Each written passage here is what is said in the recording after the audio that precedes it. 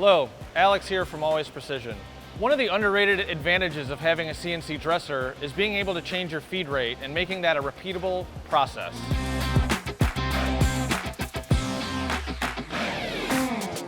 One of the underrated advantages of having a CNC dresser is being able to control your dresser traverse rate.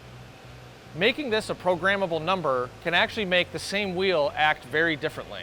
For instance, if you increase your traverse rate for a given part, you're generally going to increase the surface roughness. However, that can open up the wheel and make it cut more freely.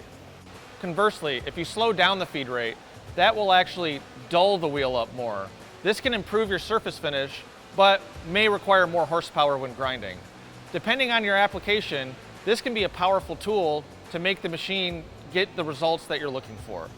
To adjust your feed rate, simply go in and select the segment you want to adjust. The feed rate box is located in the upper right-hand corner. Increasing the feed rate will open the wheel up more and can make it cut more freely. After you make any changes, be sure to always save your program. If you have any more questions, please feel free to reach out.